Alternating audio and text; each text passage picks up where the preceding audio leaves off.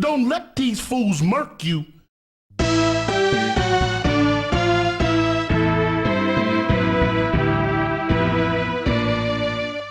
Buck, you getting crunk out in these streets.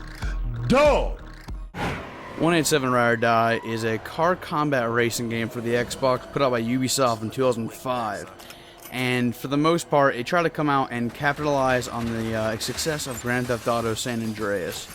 And I think it does a little bit better than most of those kind of games because it doesn't try to emulate the Grand Theft Auto experience. It tried to create something sort of unique and new. And by unique and new, I mean that they made a kart racing game and put a, gangster sort of edge onto it. And for the most part, while this doesn't make the game better, it makes it a lot more funnier for the voice acting and how bad that is, and how they have to use street slang and stuff in their words. It's very funny, and you should just listen. It's something pop locking up in the hood. The selection of vehicles in the game isn't super huge. They have the typical vehicles, SUVs, cars, trucks, sports cars, but there's really no vehicle that stand out and say, this handles differently than all the rest and I want to drive this. They usually all kind of feel somewhat the same, and that does not bode well for this game whatsoever. Listen up, gangster. I need you to race these fools and put them straight on their back. Occasionally, instead of racing, it'll be more like a typical car combat game, like Twisted Metal game.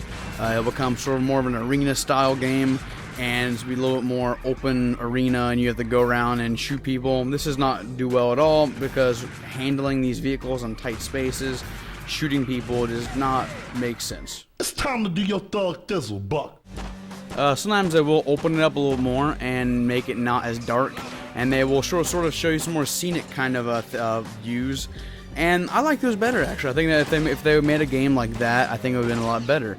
But they try to keep it down and all dark in the hood, and that really doesn't do so great for the game, I don't think, at all. My gangsta ass nigga Buck, you just did your gangsta thizzle.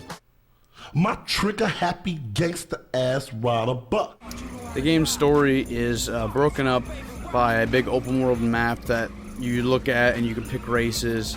There are multiple races that have specialties like elimination mode, where if you're the last person to go past the finish line, you blow up. There's also other ones like if you are only like certain weapons like mines and like certain weapons like shotguns and rocket launchers and stuff. Those are even worse than I think the regular game because they show off how bad some of these games' weapons truly are, like the mines, for instance. A little bit later here, we'll get to a clip where it's just I blow myself up somehow, even though I shouldn't have. Lots of things like that. In the arena mode, you will see these little icons pop up telling you where to go to get health packs. Those are all lies, apparently, because if you follow the icons, they never really go to where they are. They're very unspecific, and they will get you confused and lost, which is a big problem for the game, I think.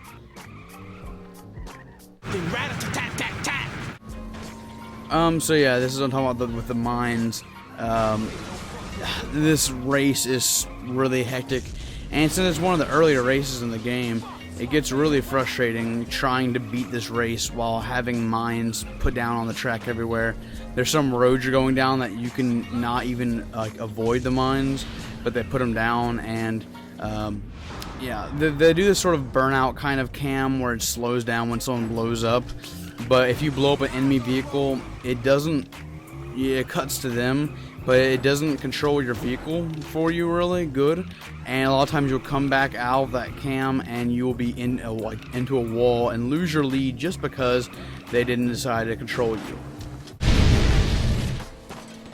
While the game does have some good moments to it, some funny moments, this game definitely isn't worth buying. You can get it for really cheap nowadays for like $5 at basically anywhere.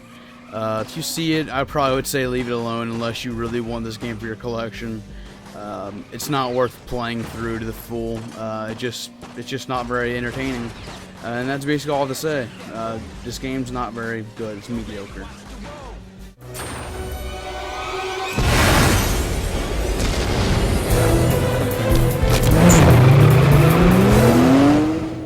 Buck, you making me look real bad in these streets.